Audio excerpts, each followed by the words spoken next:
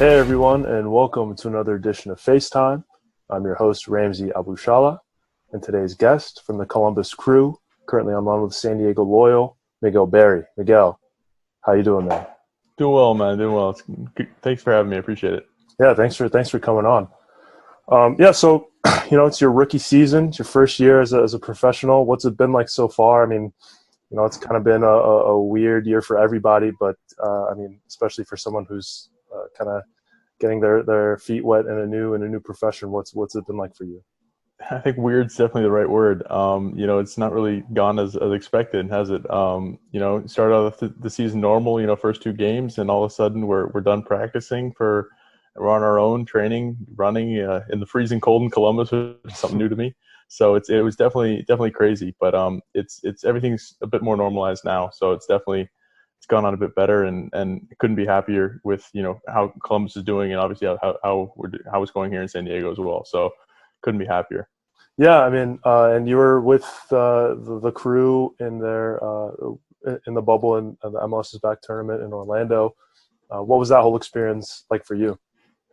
For me, it's a different experience for me than for other guys on the team. I'm 22 and single. There's a lot of those guys with who married with four kids. It's definitely a different experience. For me, the bubble's not a really big deal. I go there.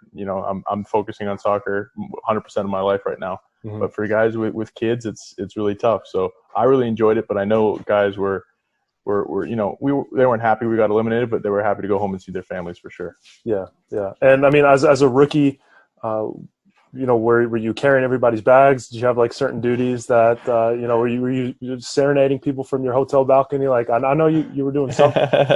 What would they have? Definitely, you're definitely carrying stuff. You're definitely carrying your weight around and helping people out. That's just your job as a young guy in any team. I think that happens. So, and I think that's actually really good for the team. I think the minute you get guys who are 20 years old and thinking they're too good for that, you got an issue. So it's definitely a good thing for the team, and it's all part of the fun part of the process, and it really makes you a part of the team as well. So it was good. Yeah, and I mean, the team is doing, obviously they're killing it right now. I mean, first place in the Eastern Conference. There's a lot of talent throughout the roster. Who's kind of the guy that took you under his wing during your time with the team and kind of gave you some gems, some knowledge and some inside info about being a pro? Well, obviously, being a striker, you look at guys like Giassi, Zardes, and Fernando Adi, and two guys who both scored 60+ goals in the MLS. I mean, it's a blessing and a curse, obviously.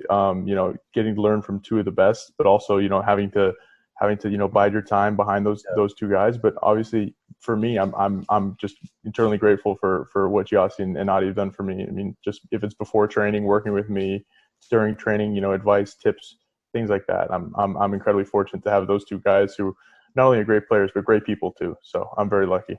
Yeah, I mean, you mentioned they made you feel like you were part of the team right away. What's like the locker room vibe like with the crew? Because obviously with a team that's successful, both usually most of the time they're doing well both on and off the pitch as well. No doubt in my mind, this is the best team in terms of locker room vibe I've ever been a part of. It's incredible. You talk about guys who really, I mean, you got our new signing, Lucas Del Ryan, $8 million. He comes in as the most humble, nicest guy out there. Darlington Nagbe, same thing. Vito Vormgård, Jonathan Mensah, guys, big time guys. We have guys who played in World Cups who are as humble as they come. I think really that's the key to our success. It's a bunch of guys who come in and no one has a big ego and everyone works hard. And I think, if you talk about the city of Columbus, I think that's really what we want to represent as well. A hardworking blue collar mentality. And I think, the team is incredible. It's like you look around teams of the league, I don't think it's like that everywhere. So I think, really that's the key to it. That's our little secret recipe we got going on. So yeah, and I mean it's really fortunate because one of the wild cards about pro sports is that you don't get to really choose where you go unless you're a free agent. But I mean, when you get drafted, there's not really much choice you have. So there's obviously a lot of different variables. You could end up in a really, really good organization with a great locker room, kind of like where you're at right now, or it could kind of be like a team in disarray where there's dysfunction, guys button heads. Were you kind of nervous about that during the draft? What was kind of going through your mind on draft day?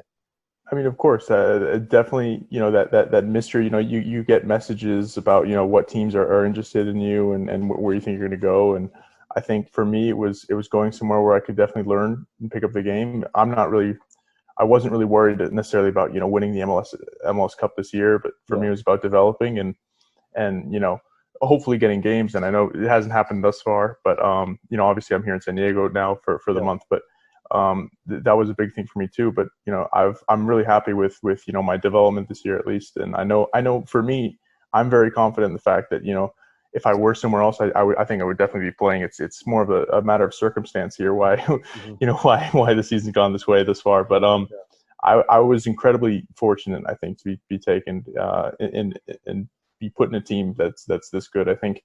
And talking to people in preseason, I really didn't understand how good we were until we started playing other teams, and we were killing them. And it was just like, oh, all right, there's something special going on here. And people on the team talk who've been around the league 10, 12 years, and they go, yeah, this is easily the best team I've been on. So we're incredibly excited. I know the guys think that we have a real chance this year, so that's exciting. Yeah, and you grew up in Barcelona. Yep. I was born there, and then I moved to San Diego here actually when I was 8. So I'm pretty lucky. I got to really learn the game a different way. I think over there, and when you come here, it's it's a little bit different. It's tough because the game is definitely, I think, at least back then it was really in its not in its infancy, but it was still growing, and I think it was still suffering through growing pains. If you talk about youth soccer and development and coaching, I think it was incredibly tough. I struggled for some years for sure because I felt like I was really not in the best place for myself, and it kind of put your head down and get through it on your own, and it worked out pretty well for me, so I can't complain too much. But Yeah, I mean, a place like Barcelona is kind of synonymous with football, right? What were some of the biggest differences, and what were some of the adjustments that you had to make from football in Barcelona to soccer here in the United States?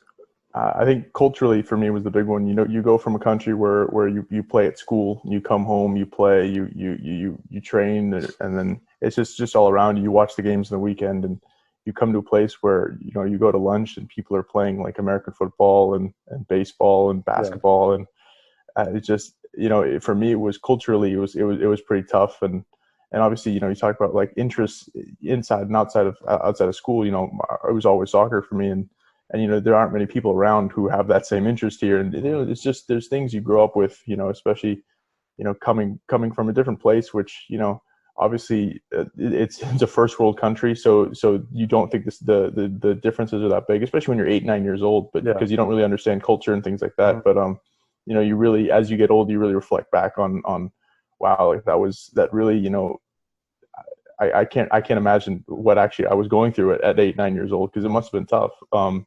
But I don't think I was really conscious of the fact at the time. So yeah, but like you said, it all worked out, right? Yeah, I mean, can't complain now, can I? Yeah. And I'm assuming you're a Barcelona fan? Big Barcelona fan. Yeah. Had a sketchy last few weeks, but it looked like it's turned out for the best. Yeah. Let's talk about that a little bit. I wanted to get your thoughts because obviously the whole Messi situation is kind of taking everybody on a roller coaster, especially Barcelona fans.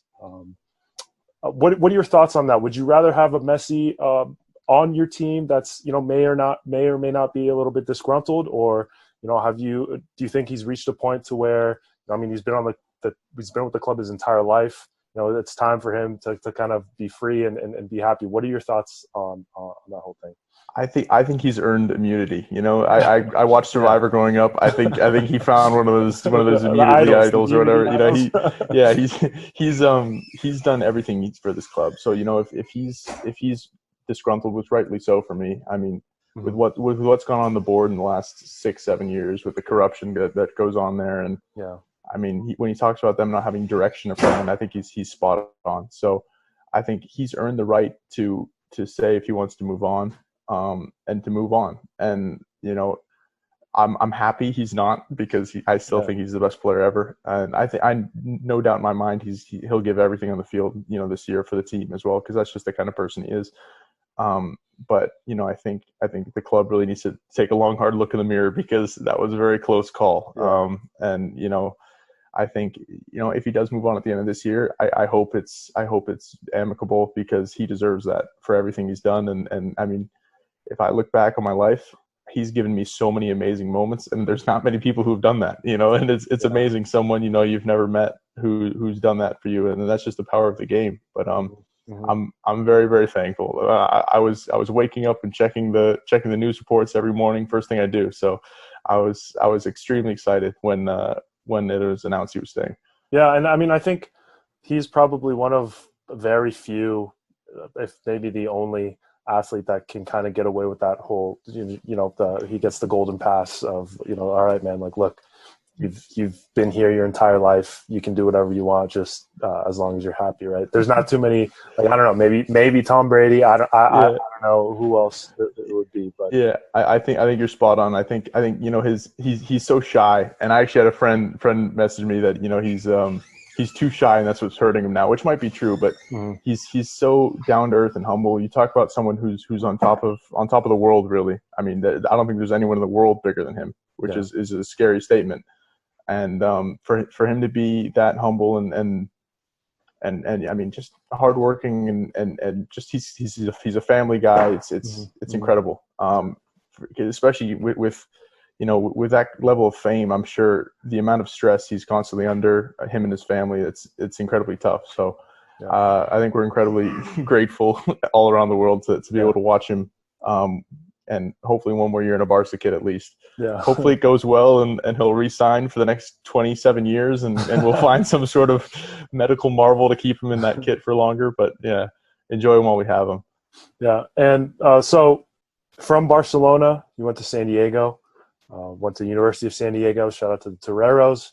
My brother and sister actually both graduated recently from USD. So that's awesome. So what was your whole college experience like? Because I've been there a bunch of times. It's a beautiful campus. It's a great school. What was your experience at USD like, both on and off the pitch? I mean, it was great. I wouldn't say I had the traditional college experience, obviously, because my goal day one was to get to where I am. So that whole traditional college experience wasn't for me necessarily, but definitely had my ups and downs. Freshman year, scored quite a few goals on the field, and obviously off the field you enjoy it. I think here I've met best friends for life. At the school, I think I finally found my people, if you will. And you go through stages in life, and I think here I ran into people who were going through the same stages with the same kind of personality. And it just worked out, and I'm extremely lucky to have those people in my life. But on the field there was definitely ups and downs. I think my senior year was an incredible high, and it was nice to end on such a good note. But definitely along the ways there was moments where doubt creeps in about your future, because about the team performance, and it's just again, I can't complain now, it worked out, can I? But definitely along the way there were very stressful times. But when you're in a city like San Diego and you can look over, walk into class and see the ocean, I think that has a way of calming you down. Yeah. I mean, don't sleep on the WCC. I mean, exactly. Conference, but they got some pretty solid schools. I mean, Santa Clara is obviously a powerhouse, both men's and women's, right? Well, I mean, and that's true, but that was part of the reason. A lot of people sleeping on the WCC the whole time. So you look at, I was watching all the pre-draft, the rumors and everything. You really shouldn't look at them, but you do. And it's everyone's ACC, and you're sitting there at 24, or something like that. And it's just, I mean, I got more goals than assisting all these guys, but I mean, it is what it is. It's all speculation at the end of the day. And, as I said, it worked out. So yeah. All right, cool, man. So we're going to transition now into the rapid fire section of the interview. So I'm just going to throw off some quick questions for you. I'll put you on the hot seat a little bit, and then we can wrap up. Sound good? All right, sounds good. Yeah. So, you mentioned as a Barcelona fan, there's been so many, memories, mostly centered around Messi. But as a fan, what's kind of the best or most memorable one in your head that you've witnessed? As a soccer fan, World Cup 2010 was definitely a highlight for me. And as a Barcelona fan, I would say the 2009 Champions League and 2011. I think those two were special in the way that they were won. I think that it was just brilliant football being played, and it was awesome to watch. Were you able to get to the Camp Nou when you were in Barcelona? Yeah, quite a bit. I was actually at Messi's first game when he came on there and scored those two goals. One that was called offside, which it wasn't, but it was. I'm a pretty lucky guy. I got to see some great players, both not even in Barcelona kits and in other kits as well. Like people like Santi Cazorla, Gerard de la Peña, who not a lot of people know, but he was a great player. Juan Roman Riquelme, another great player. I was incredibly lucky. Yeah. I mean, the list goes on and on. Yeah, of people exactly. who've gone to Barca kit, right? Yeah. So next question, what's your go-to cheat meal? Because, I was going through doing a little research and I saw that you have a little guilty pleasure for cookie dough, but what's your go-to cheat meal? That was a temporary thing. I quickly learned how good cookie dough was, but right now in San Diego, it's got to be tacos. You don't get that out in Columbus. So that's my definitely out here every Tuesday. You indulge a little bit and spoil yourself. Yeah. While we're on the topic of food, besides tacos, obviously the Mexican food in San Diego and, really Southern California is amazing. But one of the main kind of foods that San Diego is known for is the California burrito, right? So for those of you who don't know, I mean, typical burrito, usually carne asada, some guacamole, and they add French fries. That's the kind of twist to it. I've had a handful of them in my life, and none of them have really done anything for me. I don't know if I'm being sacrilegious here, but that's kind of my food hot take is that California burritos are overrated. What are your thoughts on that? And do I deserve to be crucified for that? I don't think you should be crucified. I think it definitely depends where you go, but I would agree that it's not a life-changing burrito. The way a good taco for me is you really want to write home about it. But a good California burrito, it's standard, because the French fries kind of dilute the flavor. So that's I think I'm with you on this one. I mean, I love fries as much as the next guy, but I mean, when you put them in the burrito, it's like it's dry. I don't know, like it just exactly spot on. I'm with you. So just to kind of wrap things up, you're well into your rookie season. It's kind of been a unique one for all things considered. But what are 3 things that you're looking to accomplish by the time the season's up? For me, I'm here in San Diego for the next, I think, 4 or 5 games. I think I scored 2 goals last night, so hopefully, keep that going into the end of the season, and then come back to Columbus as a team, train hard, and so I guess score goals, 1 here. Yeah. Go back to Columbus, make the playoffs, win the Supporter Shield, and then it's got to be win the MLS Cup for us. Yeah. I think for us that's our priority, and even as a rookie, just contributing as you can. If it's on the training pitch, it's on the training pitch. If it's 3 minutes at the end of the game, it's 3 minutes at the end of the game. Whatever they want. And then obviously continue my personal development and get ready for next year as well. Because I think your second year you settled in. There's nothing new.